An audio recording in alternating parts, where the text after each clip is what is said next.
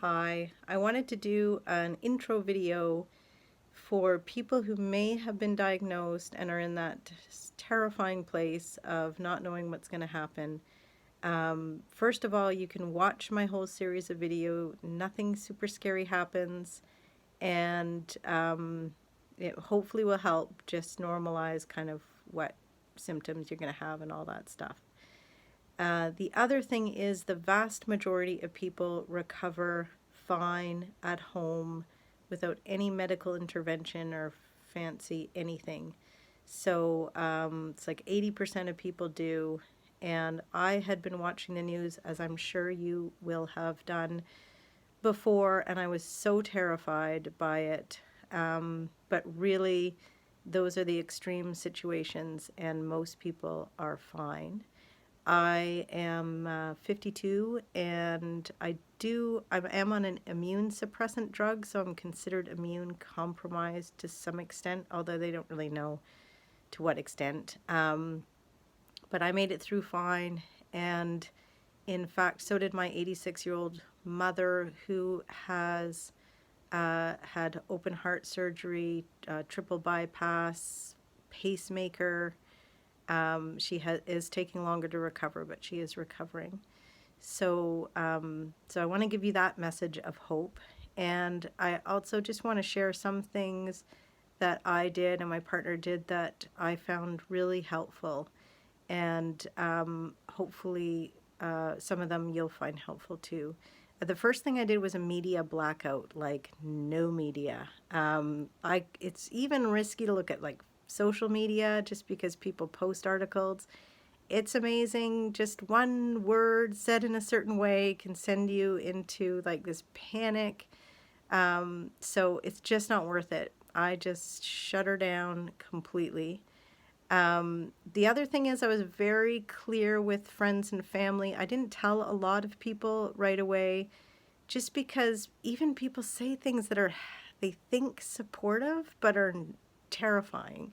And they're scared too, and that makes you more scared. So I was really clear with them. I don't want advice. I'm reading public health information. I'm getting medical information. I don't want tips. I don't want to hear about people's worries because I just couldn't handle it. So, yeah, I found that really helpful. The other thing was that uh, pretty early on we figured out my partner lived downstairs, and that's one thing too, is to just protect everybody else, like separate, because you just don't want that worry on top of worrying about yourself, worrying about other people. So just have no contact with pets, no contact with any living being, and very few inanimate objects that go back and forth, and have a really good protocol to clean. And the health system will help you know how to do that. So reach out to them to get all the information that you can. But the thing that we did that I found super helpful was we FaceTime almost 24/7. So I'm just hanging out in the room wherever she is, and even overnight, even though we can't see each other with the lights out, we can hear each other.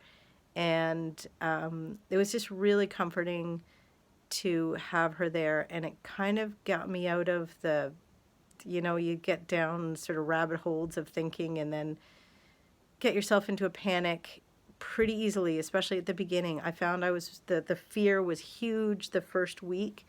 It does get a little bit better.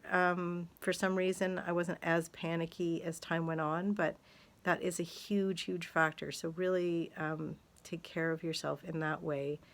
I did lots of breathing exercises, meditation. I got like podcasts of guided meditation, doesn't matter what, just something to help you calm down when you have those panicky times.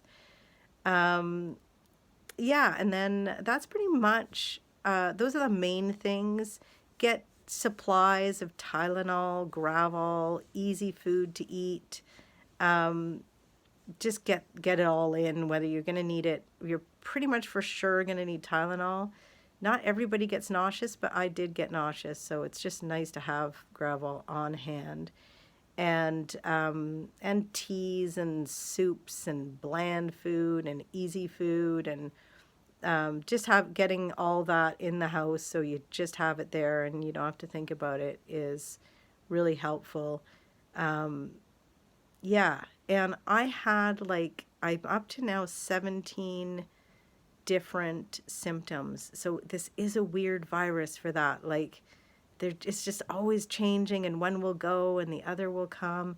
I had a fever for 9 days, um, pretty much straight. I don't think it would get better sometimes during the day, but pretty much straight 9 days.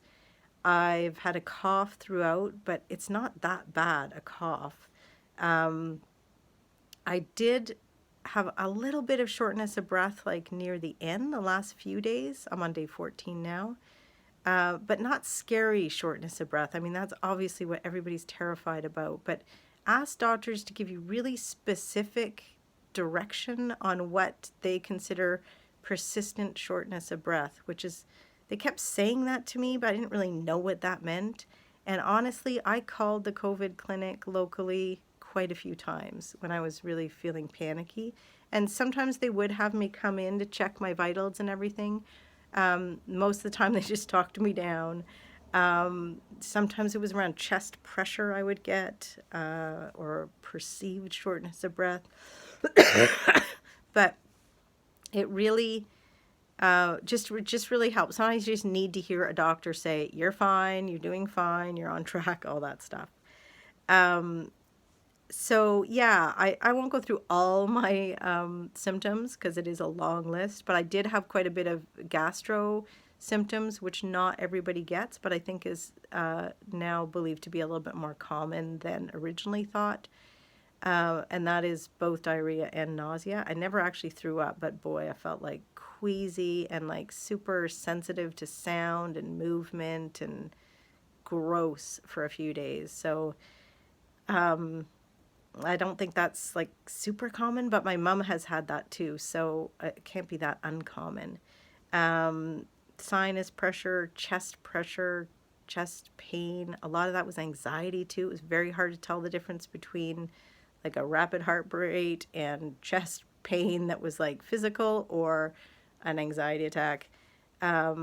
So yeah, that's kind of, yeah, I won't go through all the list, but just know different things come and go, and it doesn't really mean anything. I did lose my sense of smell. It came back. That was weird. But yeah, it doesn't, I don't think those different things necessarily signify that it's heading in one direction or another. Those were always my kind of worries, but that didn't seem to be an indicator. And we're really lucky here. We do have a public health nurse that calls every day. And if you don't have that, then do reach out to whoever you can to get sort of like a medical opinion as much as you can, just to check in and reassure yourself. And if you don't have a person in the house, like a partner like that I had to be able to like FaceTime all the time, just to have a friend do that for you. Like even like just don't.